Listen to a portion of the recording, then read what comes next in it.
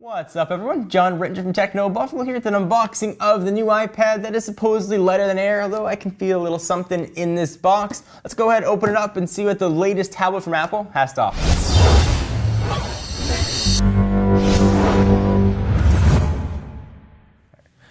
So very familiar box for the iPad Air. You got a picture of the iPad Air on the front. You can see those are iOS 7 icons.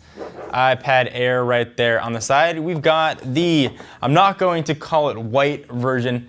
We've got the silver. It also comes in space gray, but don't call it black.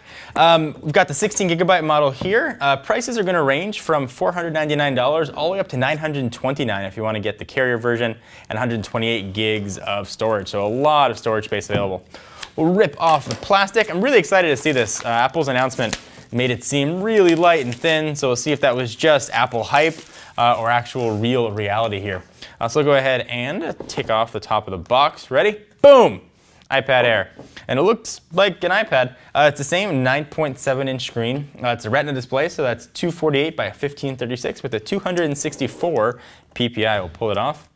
Definitely feels much lighter. I will give them that. Push it off to the side for just a quick second. See what else we're going to have in the box. We've got a little booklet with little booklet things in it.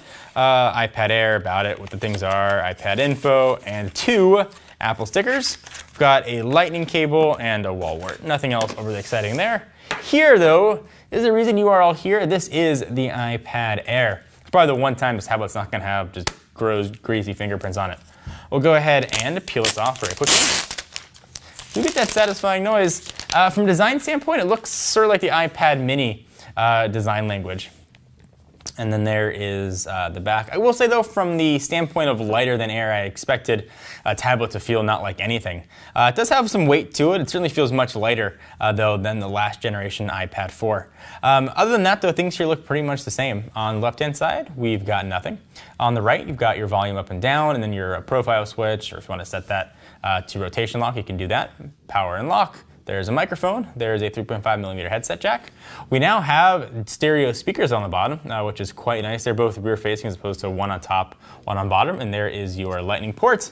Apple logo, 5-megapixel camera living right there on the back, and then a FaceTime HD camera on front. Wi-Fi 802.11 ABGNN. It's a dual channel and MIMO, which is kind of nice. And it weighs 16 ounces. Let's go ahead and fire it on real quick and take a look. We've got this guy all fired up. If you've used iOS 7 on an iPhone 5 or an iPhone 5S, it's going to look very familiar here. You've got parallax in the background, which makes it sort of kind of look 3D. You go into settings, things are going to look very familiar here.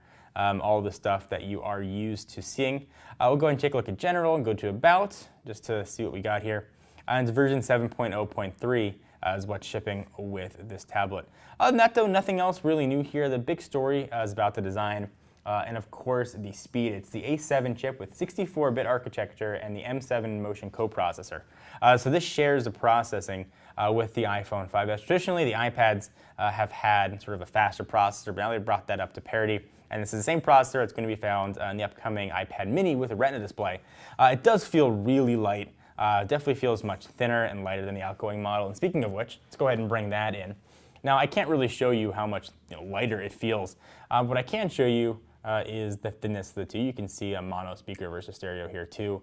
A more refined design, I think, on the iPad Air. It certainly falls in line with what I think was a great design on the iPad mini. So you can see these two here side by side. Slimmed down bezels a little bit from the 4 to, I guess if you want to call it iPad 5 or the iPad Air.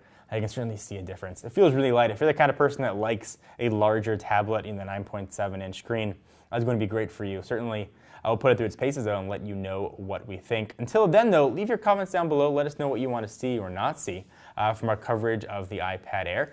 Please give the video a thumbs up. We definitely appreciate it. I am John Ritter from Techno Buffalo. I'll see you next video. Bye-bye. What's up everyone? It's Ashley. Thanks so much for watching that most recent video. If you enjoyed it, please click on the word subscribe right underneath me to get tons of more tech videos from us here at Techno Buffalo. We have got unboxings, comparisons, reviews, recaps, and everything else you can think of here on the channel.